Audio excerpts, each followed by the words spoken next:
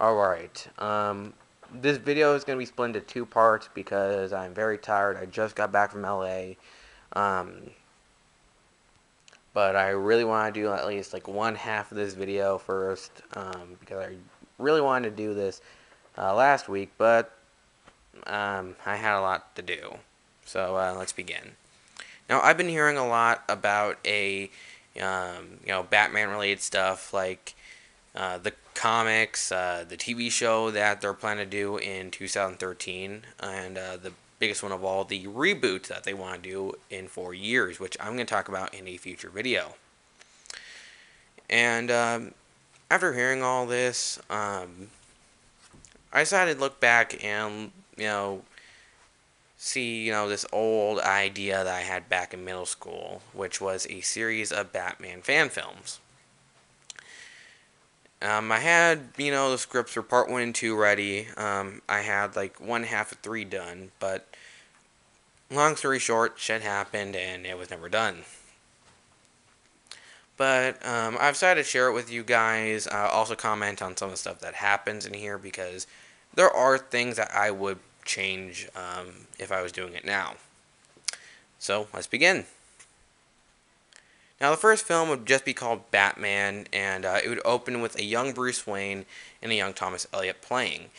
Uh, while they're playing, Bruce Wayne would fall into the hole which leads to the Batcave, and the bats would attack. During this scene, it would show that, Bruce has loving parents, and Thomas's mother is, overprotective and does seem to like Bruce more than Tommy. When Bruce's parents get shot, Joe Chill does get arrested, but since they didn't have enough evidence against Joe Chill, he got set free, which pisses Bruce off. Bruce would leave Gotham then and go to boarding school, which would be a city in the DC universe. I didn't write what it is. I just said city in the DC universe. I'm pretty sure by now I'd probably make it like Star City or something. Because I would pretty much do like an Oliver Queen cameo. Like that's something I'd probably do. Um, but yeah, like he does go to boarding school for a while. He doesn't go to Gotham at all. Like he constantly tries to avoid going, even though Alfred does try to talk him into going back to Gotham sometimes. Um, we fast forward years later. Bruce is in his late teens and in medical school, trying to become a surgeon like his father. There, he would see Thomas Elliot again, and Thomas would tell him, what's going on in Gotham, and also that his mother has passed. Bruce would ask what happened to his mother, and Thomas would hesitate, but eventually say that, oh, it was a heart attack. Kind of showing that Thomas does have a big secret, which would be revealed in the fourth movie. Bruce eventually does go back to Gotham, but only because Joe Chill has been arrested again, but might be released, and he refused to see Joe Chill released again. Now, the reason why Joe Chill is being released again is because he knows the identity of the big crime boss in Gotham, the Black Mask. And this Black Mask would be Roman Sionis, and the mask that he'd be wearing would be kind of like the mask that he wore most of the time in the comics. It would be a skull mask, and he would act a lot like the Black Mask that was shown in the Batman and the Red Hood movie. Because yeah, that is a version of Black Mask that I always liked. He would also have a bodyguard, Lady Shiva, and Lady Shiva would only be working for him because Black Mask made a deal with her boss, and who her boss is would be revealed in the fifth movie. When Bruce goes to trial, much like in Batman Begins, plans to shoot Joe Chill, but instead Joe Chill is murdered by one of Black Mask's men. Bruce thinks that maybe there is a connection between Black Mask and his parents' murder, and he goes off as Batman. Now, this version of Batman would start off kind of like the Golden Age Batman. He does carry a gun. He doesn't have the Batmobile. His weapons aren't really that advanced. Like the most advanced that he has right now is like the grappling hook. But you know, he just thought about this like out of nowhere, and Alfred thinks, this is stupid. You're gonna get yourself killed, but Bruce, refuses to just let this go. Um, Bruce, finally finds Black Mask after interrogating several guys. Um, Through his interrogations, I would kind of show that he says that he's willing to kill people, but every time he's about to pull the trigger and kill them, he chokes and just, gives up. And instead just shoots him in the leg and knock him out. When he finally confronts Black Mask, he gets his ass kicked by Lady Shiva. Like, she just wipes the floor with Bruce. And he barely escapes, by the skin of his ass. When he does get away, he gets very desperate on trying to get back home and actually tries to carjack someone. And when this happens, he looks into the mirror the reflection of himself during the car window and sees that he's become a criminal, just like Joe Chill. And instead, the guy just gives him a bunch of cash and runs off. And he calls Alfred to get him back home, and he tells Alfred that I became a monster tonight, and I refuse to be like that again. And he then, decides that he's going to be a better man, a better Batman, and not use a gun. So, he leaves Gotham again and trains under the master that trained him in the Batman animated series. The training would last for about 7 years, and, he would also, call Alfred to sometimes get him books on, the criminal mind, and also, also how, weapons work. Showing that, yeah, he really is doing his homework this time. After his training, he goes back to Gotham, a better Batman, and he starts planning to take down Black Mask even harder, this time taking down his weapons dealer, who turns out to be the Penguin. And this version of the Penguin would be pretty much like the Penguin from the comics. He pretends that he's sophisticated, but he's pretty much a savage.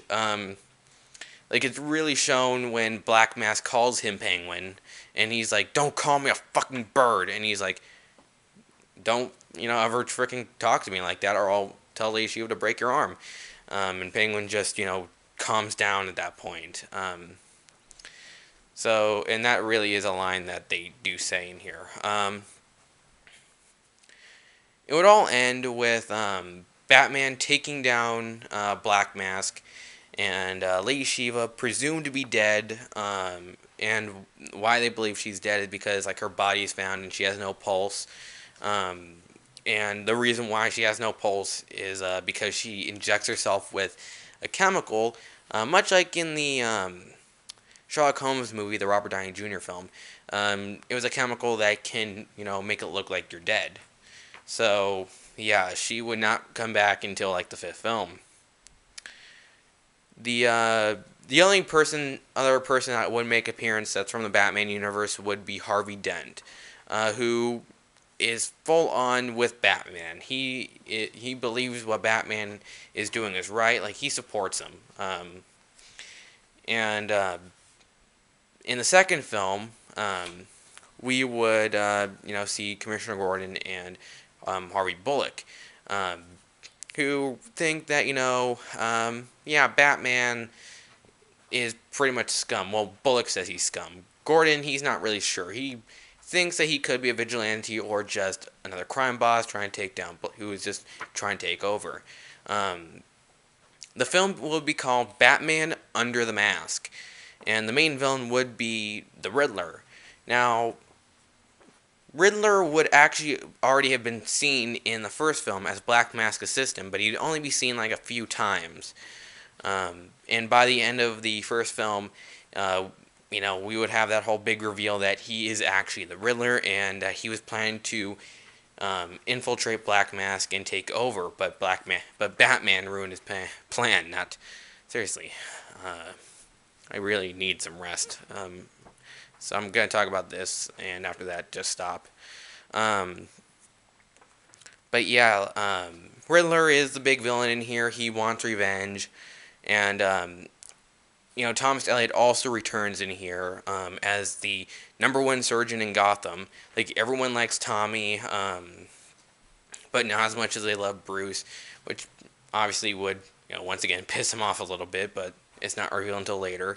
Um, and Riddler is a little upset with Thomas Elliot because he actually saved a crime boss he tried to murder. Um, so with him now really being called the number one son, well, not being called the number one son, but the number one surgeon of Gotham, he's like, you know what? I'm gonna get some dirt on you, and I'm gonna use it against you and ruin your career. Um, so he actually kidnaps Harvey Dent, Commissioner Gordon, and Thomas Elliot, and you know humiliates them in front of everyone. And they all reveal a dark secret. Harvey Dent reveals that he had anger problems, and it's pretty much like the Batman animated series. Like he does have like this dark personality, which he called Big Bad Harv. Um, and Commissioner Gordon would reveal that he used to actually be a bad cop. And how that story would work is it's a lot like um, the Earth One series, where he was a bad cop, but he tried to do good, but it led to his wife's death. It'd be kind of like the opposite in here, though. Like he started off as a dirty cop, but it led to his wife's murder and actually several other murders, like his parents. And when he realized, that he just let his family die, he vowed that he would do whatever it takes, take down criminals.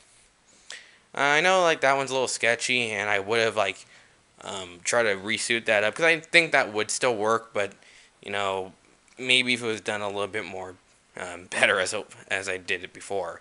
Um, and then finally, Thomas Elliot, and he says that he got this secret from his girlfriend, who would be the same girl from the Heart of Hush story that helped Thomas kill his mother and change the will, where he would get everything.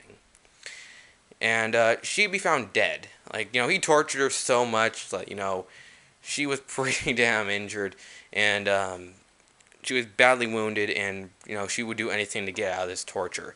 And tells Riddler, what she knows about Thomas Elliot, and he lets her go, but he doesn't take her to a hospital. He's like, "Yeah, you said to let you go. I didn't promise to freaking take you to a hospital, dumbass."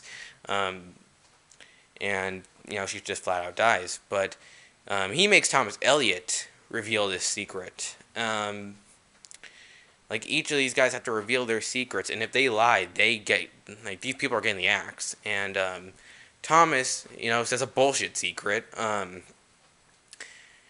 And he like says, "Oh, I cheated on a really important test that was the big helped me stop my career." And before Riddler can answer anything, saying that's right or wrong, Batman shows up and kicks his ass.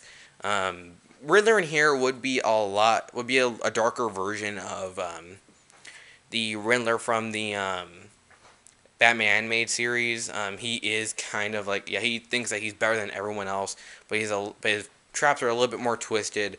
Like kind of like if he like I remember this one where like he captures this cop, and he like threatens this cop to shoot somebody, but this person has families, and the family are also in this room, and he's watching via video cam, and like he has like his wife, and he's trying to shoot her, so it's kind of like those type of things. But yeah, like Riddlers would be but yeah, I really had fun doing Riddler in here. It was very hard to do riddles. Like I wasn't really that good at doing riddles back in middle school. I'm a lot better now, but yeah. Like they said when they were working on the Batman animated series, it's a pain in the ass to do a riddle. But yeah, that I guess that's kind of the conclusion here. I'll talk about the rest in part 2 because I am very tired here, people. See ya.